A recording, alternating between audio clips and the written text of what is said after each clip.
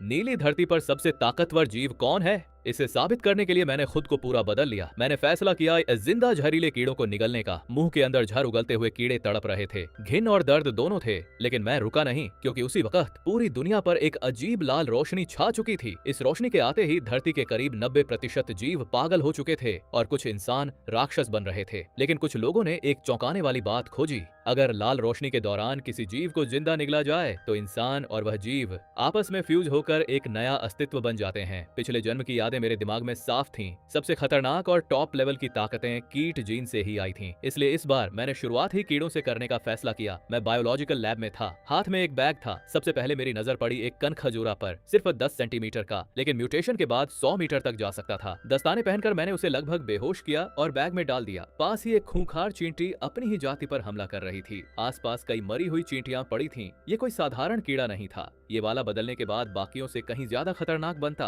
वो भी बैग में चला गया। फिर मेरी नजर पड़ी एक लाल आग जैसी चींटी पर, जो म्यूटेशन के बाद बाकी सब पर भारी पड़ती है। उसे भी शामिल किया। उसी के पास एक काली मकड़ी पड़ी थी। मैं पहचान गया, ये थी दुनिया की सबसे जहरीली मकड़ी, ब्लैक विडो। इसकी असली दहशत इसके जहर में है। वो भी बैग में गई। अचानक कोने में एक छोटा सा बिच्छू दिखा, लेकिन नाम सुनते ही रोंगटे खड़े हो जाए। इजरायली गोल्डन स्कॉर्पियन, दुनिया का सबसे जहरीला बिच्छू। बिना सोचे मैंने उसे भी पकड़ लिया। तभी बाहर से तेज अलार्म की आवाज आई। आसमान खून की तरह लाल हो चुका था। लाल रोशनी लैब में भर गई। अब वक्त नहीं था। मुझे पता था सही पल पर निगलना ही परफेक्ट फ्यूजन की चाबी है। मैंने बैग खोला और सारे जहरीले कीड़े एक साथ मुंह में डाल लिए। दर्द ऐसा था जैसे पूरा शरीर अंदर से जल रहा हो। नसें उबलने लगी, हड्डियां बदल रही थीं, पूरा शरीर टूटकर फिर से बन रहा था। मैं जमीन पर गिर पड़ा। होश और बेहोशी के बीच दिमाग में एक ही एहसास था, कुछ जन्म ले रहा है। जब आंख खुली, मेरे हाथ काले कवच से ढके थे। उंगलियां धारदार हथियार जैसी बन चुकी थीं। मैंने हल्का सा दबाया, लोहे की मेज चकनाचूर हो गई। मैं समझ गया, मैं सफल हो गया था। मुझे मिल चुका था हजारों कीड़ों की शक्ति वाला शरीर।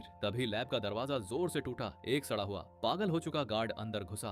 अब वो इंसान नहीं रहा था। चारों हाथ पैरों पर चलता, जानवर की तरह झपटा। मैंने हाथ उठाया, दर्द हुआ, लेकिन उसी पल मेरी बांह बदल गई। काला कवच फैलकर तेज धारदार हथियार बन गया। टक्कर लोहे जैसी थी। एक ही वार में सब खत्म। हथियार वापस हाथ में बदल गया। ये सब बिल्कुल इंस्टिंक्ट जैसा था। तभी बाहर से आवाज आई, अंदर कोई है, दरवाजा तोड़ो। मैं चौंक गया। ये आवाज मैं जानता था। शेर जीन वाला आदमी। पिछले जन्म में यही शुरुआती दौर का सबसे बड़ा आतंक बना था। दरवाजा टूटा, वो अपने लोगों के साथ अंदर आया। शरीर बड़ा, आंखों में जानवरों जैसी चमक, हाथों में नुकीले पंजे। वो हंसा, जिंदा है तू भी? लैब का सामान दे दे, मेरे साथ चल। मेरा जवाब छोटा था, निकल। आदेश मिला और उसके लोग दौड़े, पर वो सिर्फ बचे हुए इंसान थे। एक झटके में 2 जमीन पर गिर गए। अब वो खुद आगे आया। पंजे मेरी गर्दन की तरफ बढ़े, लेकिन मैं तेज था। ताकत फूटी, मसल्स फूले, घूंसा सीधा टकराया। पूरी लैब कांप गई। उसके चेहरे का रंग उड़ गया। तू है क्या? मैंने जवाब नहीं दिया। एक हाथ धार बना, दूसरा मुक्का। एक ही वार में वो पीछे उड़ गया और शीशा तोड़ता हुआ बाहर जा गिरा। डर के मारे वो भाग निकला। मैं खड़ा रहा, शांत, क्योंकि ये तो बस शुरुआत थी। तभी सीढ़ियों की तरफ से घने कदमों और भयानक दहाड़ों की आवाज आई। मैंने टूटे हुए दरवाजे से बाहर झांका। पूरा कॉरिडोर म्यूटेटेड ज़ॉम्बीज़ से भरा हुआ था। कम से कम 100। सब मेरी तरफ बढ़ रहे थे। समझ गया, भागते वक्त उसी कमीने ने झुंड को इधर मोड़ दिया था। ज़ॉम्बीज़ आगे बढ़ते जा रहे थे। सड़ी हुई हवा नाक में भर रही थी। आम इंसान के लिए इतने बड़े झुंड के सामने सिर्फ मौत होती, लेकिन मैं अब आम इंसान नहीं था। मैंने गहरी सांस ली और अपने अंदर कनखजूरा जीन की हलचल महसूस की। पिछले जन्म की यादें साफ थीं। कनखजूरा की सबसे बड़ी ताकत उसका कवच नहीं, उसका जहर है। मैंने आंखें बंद की और शरीर के अंदर मौजूद टॉक्सिन्स को कंट्रोल करने लगा। त्वचा के नीचे जलन सी दौड़ गई। काले कवच की दरारों से हल्की हरी धुंध निकलने लगी। धुंध तेजी से फैली और पूरे कॉरिडोर में एक जहरीली दीवार बन गई। पहले जो ज़ॉम्बी धुंध में घुसे तुरंत चीख उठे। उनके शरीर जवाब देने लगे और कुछ ही सेकंड में जमीन पर गिर पड़े। बाकी ज़ॉम्बीज़ बुद्धि खो चुके थे, लेकिन इंस्टिंक्ट ने उन्हें रोक दिया। वो जहरीली धुंध के बाहर भटकते रहे। मैं रुका नहीं और ज्यादा झड़ छोड़ा। हरी धुंध गाढ़ी होती गई और पूरा कॉरिडोर उसमें डूब गया। अब पीछे हटने का कोई रास्ता नहीं था। धुंध जैसे उन्हें पीछा कर रही हो। जहां से गुजरी ज़ॉम्बीज़ गिरते चले गए। 5 मिनट भी नहीं लगे, कॉरिडोर खामोश हो गया। मैं झर वापस खींचने ही वाला था कि तभी लैब के एक कोने से हल्की सी सांस की आवाज आई। कोई था। मैं पलटा, नजर एक गिरे हुए एक्सपेरिमेंट टेबल के पीछे गई। बाहर आओ, वरना धुंध वहीं छोड़ दूंगा। कुछ सेकंड की खामोशी के बाद एक लड़की बाहर आई। उम्र करीब 18-19 साल। स्कूल की यूनिफॉर्म, चेहरा पीला, दोनों हाथों में एक हरा सा पौधा कसकर पकड़ा हुआ। प्लीज मुझे मत मारना। आवाज कांप रही थी। मैं पहचान गया, सू शाओया, बायोलॉजी की स्टूडेंट। पिछले जन्म में इसी ने जागृत की थी प्लांट सेंसिंग की ताकत, पौधों के जरिए आसपास की हर हलचल महसूस करने की एक बेहद काम की सपोर्ट एबिलिटी। कब से छुपी हो यहाँ? लाल रोशनी से पहले मैं यहीं एक्सपेरिमेंट कर रही थी। रोशनी आई और मैं ये पौधा पकड़े थी। फिर मुझे इसके एहसास समझ आने लगे। जैसा सोचा था वो जाग चुकी थी। मैंने सीधा कहा, अब से तुम मेरे साथ रहोगी, ये पूरी बिल्डिंग मैं ले रहा हूँ, तुम अपनी एबिलिटी से बाकी फ्लोर्स की जानकारी दोगी। मैंने जवाब का इंतजार नहीं किया। कॉरिडोर में पड़ी लाशें ही मेरी बात का मतलब समझाने के लिए काफी थीं। उसने होंठ दबाए और धीरे से सिर हिला दिया। मैं मानती हूँ, उसकी ताकत के साथ इस बिल्डिंग को साफ करना काफी आसान हो जाएगा। मैंने चारों तरफ देखा, लोकेशन बढ़िया थी, डिफेंड करना आसान, साथ में लैब का सामान और सैंपल्स। पिछले जन्म में हर ताकतवर इंसान अपना एक ठिकाना बनाता था, मुझे भी चाहिए था। यहीं से शुरुआत होगी। वो थोड़ा चौंकी लेकिन चुप रही। अब दूसरे फ्लोर को स्कैन करो। उसने आंखें बंद की, हाथ पौधे पर रखा। कुछ सेकंड बाद दूसरे फ्लोर पर 7 जॉम्बीज हैं और 3 जिंदा लोग क्लासरूम में फंसे हुए।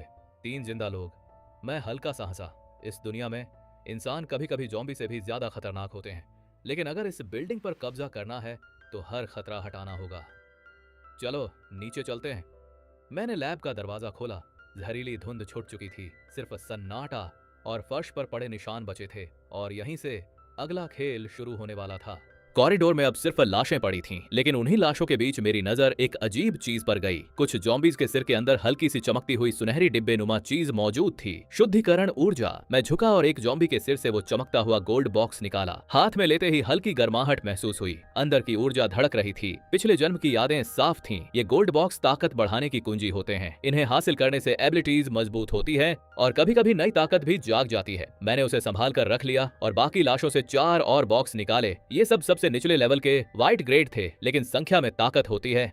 चलो नीचे। दूसरे फ्लोर के कॉरिडोर में 7 जॉम्बीज भटक रहे थे। कदमों की आवाज सुनते ही सब मेरी तरफ मुड़े और दहाड़ने लगे। इस बार मैंने जर नहीं छोड़ा, सीधा आगे बढ़ा। दायां हाथ काले ब्लेड में बदला, बायां मुक्का पूरी ताकत से भरा। कुछ ही पलों में 7 गिर चुके थे। 3 और गोल्ड बॉक्स मिले। वो 3 जिंदा लोग किस क्लासरूम में हैं? 203। उसने कॉरिडोर के आखिर की तरफ इशारा किया। मैं 203 के दरवाजे पर पहुंचा। अंदर से दबी दबी सांसों की आवाज आ रही थी। मैंने एक ही लात में दरवाजा खोल दिया। 3 लड़के डर से जमे हुए थे। बाहर आओ, ये बिल्डिंग अब मेरी है, या तो साथ चलो या यहाँ से निकल जाओ। तीनों ने एक दूसरे को देखा और फिर सिर हिला दिया। इस दुनिया में अकेले रहना सीधी मौत है। मैं बाकी फ्लोर से साफ करने ही वाला था कि अचानक पूरी इमारत हिल गई। धड़ाम। नीचे से जबरदस्त धमाका सुनाई दिया। दीवारें कांप उठी। मैं खिड़की तक दौड़ा और नीचे देखा। मेरी पुतलियां सिकुड़ गईं। कॉलेज के मैदान में एक भीमकाय दैत्य तबाही मचा रहा था। हाथी जैसा शरीर, लेकिन आकार 3 गुना बड़ा, करीब 10 मीटर ऊंचा। दांत भयानक नुकीले दांतों में बदल चुके थे। त्वचा पर मोटी सख्त परत। हर कदम पर जमीन कांप रही थी। विशाल म्यूटेंट बीस्ट, और इसकी आभा से साफ था, ये कोई साधारण नहीं, हाई टियर म्यूटेशन। इसके अंदर का गोल्ड बॉक्स कम से कम ब्लू ग्रेड होगा। मेरी आंखों में चमक आ गई। अगर ये मिल गया तो मेरी ताकत सीधे अगले लेवल पर जाएगी। तुम लोग यहीं रुको, मैं अभी आता हूँ।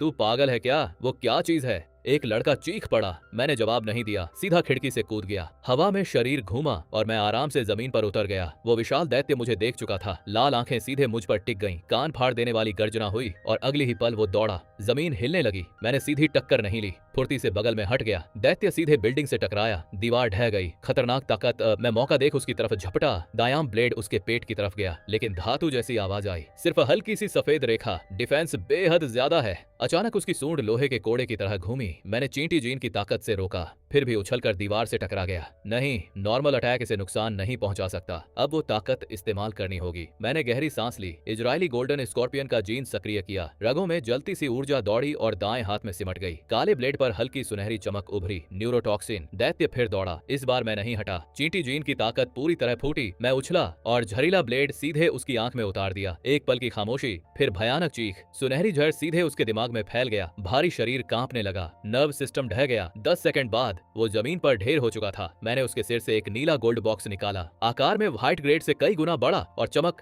काफी लुभावनी। मैं मुड़ने ही वाला था कि दूर से तेज चीख की आवाज आई। मैंने ऊपर देखा। आसमान में एक काली आकृति तेजी से इस ओर बढ़ रही थी।